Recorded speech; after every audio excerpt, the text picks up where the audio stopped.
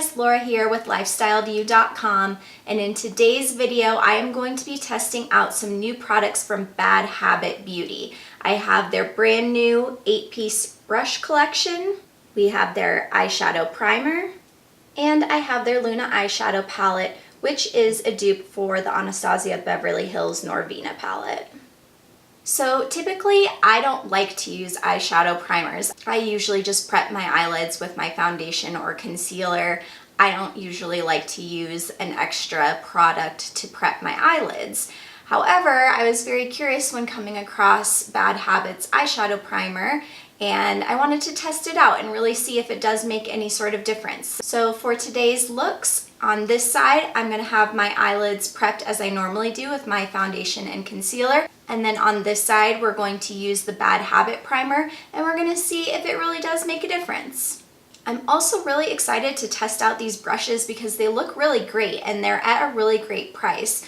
Bad Habit is really known for having great affordable pricing on all of their products. So maybe if you can't afford the high-end version, then you can afford the Bad Habit version. That's up to you. All right, let's see what they have to say about these products. Make the most of your stash of Bad Habit eyeshadows with our new eyeshadow primer. Maximize pigment payoff, make shadows last longer, and eliminate creasing. Apply the cream formula with the included doe foot applicator to prep your lids prior to eyeshadow application. And this eyeshadow primer retails for $6 on the Bad Habit website. The Luna eyeshadow palette is inspired by the magical hues of a moonlit night. These 14 super pigmented shades come in dazzling pearl finishes and silky mattes. The dreamy colors range from neutrals to vibrant violet with a creamy blendable formula and buildable saturated tones. So I think we can all look at this palette and see that it is a dupe for the Anastasia Beverly Hills Norvina palette, which just came out a couple months ago. The Luna eyeshadow palette retails for $16 on Bad Habit's website, while the Norvina palette I think retails for somewhere around $49. So if you can't afford the real thing, then this is an option for you. Now the brush set is what I'm really excited to try. So these super soft synthetic brushes are cruelty-free and ideal for maximizing application of your Bad Habit eyeshadows.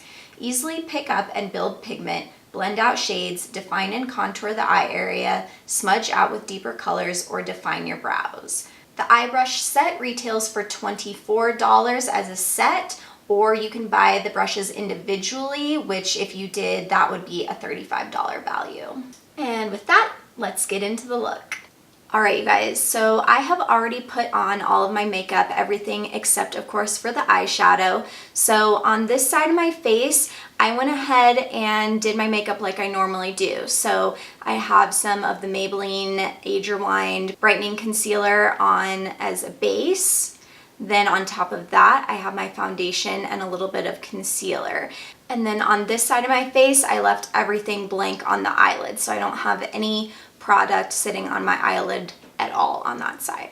All right, so I'm gonna go ahead and take the Bad Habit eyeshadow primer and apply it to my lid on this side of my face. It definitely is reminiscent to me of kind of like the Urban Decay eyeshadow primer, where it does have a little bit of pigment to it, but once you blend it out, not really. And I'm just going to use a beauty blender to push that into the skin on the eyelid. So the reason I don't normally like to use a specific eyeshadow primer is because I feel like, especially the ones that have a little bit of a stickier texture, when there's a separation between that primer and then whatever's on the rest of your face, it sometimes creates a strange transition with the shadows. So I just prefer to basically cover my entire lid with my foundation or concealer so that all of the product on my skin is the same and there's no strange transition. But a lot of people really like these primers, so I figured we should give it a try. Okay, so the first thing I'm gonna do is take the number 2 brush, which is their fluffy crease brush, and I'm going to dip into the shade Crescent, which is just their kind of matte vanilla shade. And I'm gonna apply this to the entire lid area all the way up to the brow bone just to kind of set that primer. And I'm gonna do it to the other eye as well. So far this brush is very soft. The size of it feels very nice for the size of my eyelid and eye shape. I think that looks fine.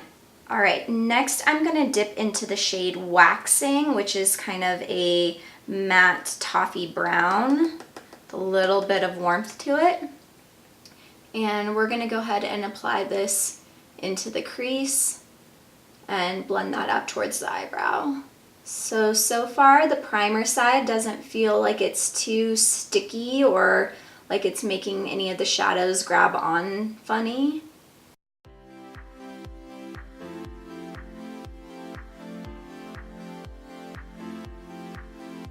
And we'll do the other eye the same way. Now, to me, this just feels a little bit smoother with the side that doesn't have the primer. It feels more like it's just applying to my skin rather than to something that's on my skin, even though I do have foundation and concealer on this eyelid. I do think both of those shades are coming off equally as pigmented and vibrant, so I don't know that I would say that the primer has really like amped up the eyeshadow in any way. And now I'm gonna go in with brush number 3, which is their small crease brush, and I'm gonna dip into Aphelion. It's really similar to the Waxing shade, only it's not quite as warm. And I'm just gonna apply this into the crease a little bit lower than where we had the Waxing shade. The shape of this brush is fitting nicely into my crease. I don't really have the biggest eyes, so I like brushes like this that can really kind of target and get into that crease area nicely.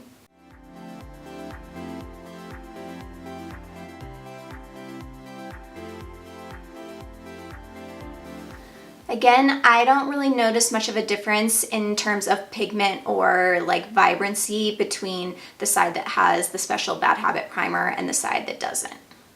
Next, taking the number 4 brush, which is their pencil brush, I'm going to dip into the shade Mare, which looks like a little bit more of a chocolatey brown.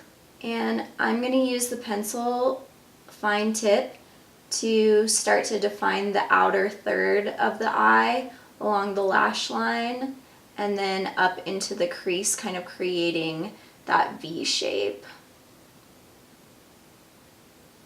I like pencil brushes for this type of application because it can really get a targeted and precise kind of definition and line, and I like how that looks. It keeps the shadows from going everywhere, which is nice.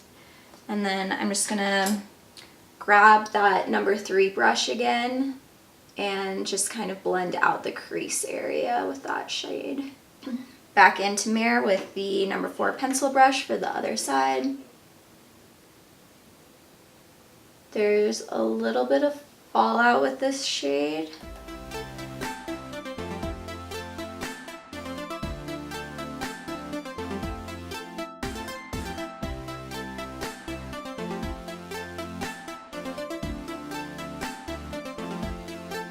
Now I'm going in with the number 1 brush, which is their small shader brush, and I'm going to dip into the High Tide shade, which is a kind of foiled metallic, a little bit of a coppery tone, and oh, that is beautiful. Oh, wow. Do you see how like pigmented that is right off the bat? Ooh, yes. This shade actually feels a little bit reminiscent of some of the metallic shades in the Sultry palette that I just recently reviewed. If you haven't seen that, I'll link it in the description bar below. That's really nice for just a dry brush application. I'm impressed. And I'm just leaving that like kind of inner third of my eye open for another shade. Let's go ahead and do the other eye. I would say that maybe the metallic is actually coming off a little bit more vibrant and glittery on the side that has the primer, as opposed to the side that does not. They look pretty similar on the monitor, but in person, this side feels like it just took the kind of shimmer and amped it up just a hair more, perhaps. I also feel like in general, I'm getting a little bit more fallout on the side that doesn't have the primer versus the side that does. There's a little bit on both sides, but it seems to be just a little bit extra on that side of my face. All right, now picking up the number 7 brush, which they call their smudger brush. I actually like these kind of flat, it's just like the flat shader, but just smaller. And I like to use that on the inner third of the eye because you can get really close and right in there. So I'm going to use the color Basalt and just add this to that inner third. That is really pretty. Now, I did not buy the Norvina palette from Anastasia, so I unfortunately don't have that here to do an in-person side-by-side comparison. I'll pull up the pictures online and give you guys a little side-by-side so you can see kind of how similar they are. But since I don't have the Norvina palette, I can't speak to directly how similar this palette is to that. There's definitely a lot of moral and ethical issues that a lot of people address when talking about these companies that are known for doing dupe palettes, and you can make up for yourself how you feel about that. It just is something that happens in the makeup industry, so you can either choose to support that or not. It's totally up to you, but you can make that choice for yourself. All right, now I really want to brighten up that inner corner, so I'm going to wipe off that number 7 brush and then dip into the color Waning, which looks like the lightest shimmery color in the palette. And I'm just going to try to pop that into the inner corner. It's a little bit darker than what I really like to have on the inner corner, but this is kind of the best shade in the palette for this type of application. So this one is more of like a pearl finish, like they said, than really a metallic finish like the High Tide or Basalt colors were. Yeah, it's not showing up a ton. Let's add a little bit of the Waning shade under the brow.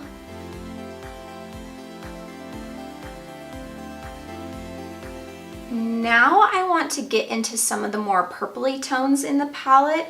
So I'm going to take the number 8 brush, which they call their eyeliner brush, and I'm going to dip into Super Moon, which is this kind of pretty periwinkle kind of shade. And I'm just going to use that to kind of run across the lower lash line. This is a really nice, flat, precise brush that really makes getting close to your lash line easy. And now I want to dip into the color Eclipse because it's a little bit more of a plummy color. I think I might like that better. Yeah. Eclipse looks like it has a little bit of glitter in it, but not enough to make it really like one of the foiled metallic type of finishes.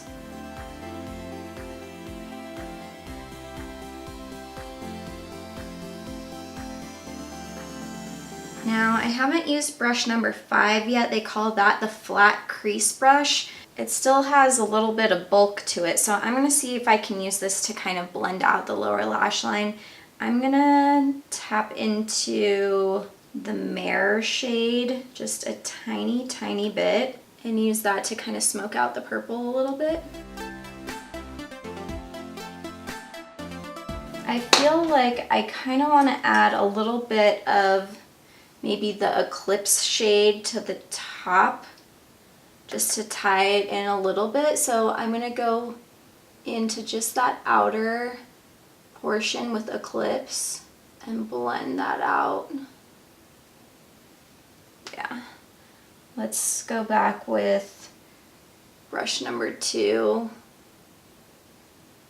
and blend into the crease. All right, I don't love how much fallout is happening with this palette. I feel like it's a little bit more than some. And when it comes to these purpley shades, like that's not what you want to have stuck to your cheek. So if you're someone who likes to do your eyes first, I would definitely recommend doing that with this palette. So I don't know if you can see, I've tried to get rid of some of this fallout, but it's there. It is not going anywhere. Also, the mirror in the Luna palette isn't the best quality. Now using this mirror, you can see how that other mirror was not great. All right, I'm gonna add some mascara and I'll be right back. All right, you guys, this is the final look. Thank you so much for being here with me today. Final thoughts on these products. I love the brushes. Like, if you are just looking for a very comprehensive set of eyeshadow brushes, I would definitely recommend picking this up. I mean, for $24, that's a really great price for some brushes that are, first of all, cruelty-free, which is great, and they worked really well. They're super soft. They felt great on the eyelids. I will continue to use these, and this is a really great set. I just want to show you. It actually comes in this little like cardboard tube. So if you are traveling, you can just dump all those inside and put the little cap on. And there you go, like you're ready to travel. These will be really great if you're a makeup beginner, but you definitely don't have to be. This is just genuinely a really great set of brushes that I really enjoyed using. Now the eyeshadow primer, I mean, I don't know, I guess if you're somebody who really likes adding that product and that step into your routine, this one is as good as any that I've ever really tried, but this isn't really a product that I find necessary in my day-to-day makeup routine. I think it prevented a tiny amount of fallout, and I think it may have amped up the vibrancy and the sparkliness of some of the like more metallic shades in the palette, but nothing that was like so dramatic and overwhelmingly more awesome that I feel like you would have to use it. I know they say it's kind of formulated specifically to enhance their line of products. I just don't know that I noticed that big of a difference between how I normally do my makeup and using this. This is a product I'll try out a few more times, but in reality, it's probably not one that I will continue to go back to. Now, the eyeshadow palette, you guys can take a look and see kind of how it looks now that we tapped into it. There's definitely a lot of kick up, which kind of explains why there was so much fallout on my face. You can see how dusty some of the like surrounding areas of the pans are now. So I think the shadows are really pretty. Again, I don't have the Norvina palette here with me to compare side by side and in person, but I think if you are looking for something that is similar and a lot less expensive, this is something to look into. I think the shades all applied nicely on the eyes. They're certainly vibrant and pigmented. I just did not care for the amount of fallout that I got, especially since a lot of the pigments in here are on the purpley side. It really makes that fallout hard to like get off of your face. So if I were to be using this again, I would probably try to do my eye makeup first or kind of leave a little bit more powder underneath that could help whisk that away. I do think the colors are really pretty though, so if you're kind of into that more cool toned palette, this is definitely a good one to have in your collection. So overall, the brushes I think are the big hero in today's try on. I really love those and would recommend picking them up if you are having a need for some new eyeshadow brushes in your collection, or for a gift if you know somebody who loves doing their makeup as much as you do. Alright guys, that does it for today's video. Thanks for hanging out with me today. I will leave a list of all the products used in today's video down in the description box so you can check that out. I hope you enjoyed watching me test out some of these new products from Bad Habit Beauty. If you did, then please give it a big thumbs up down below and don't forget to click the subscribe button and ring the notification bell. And I'll see you in my next video.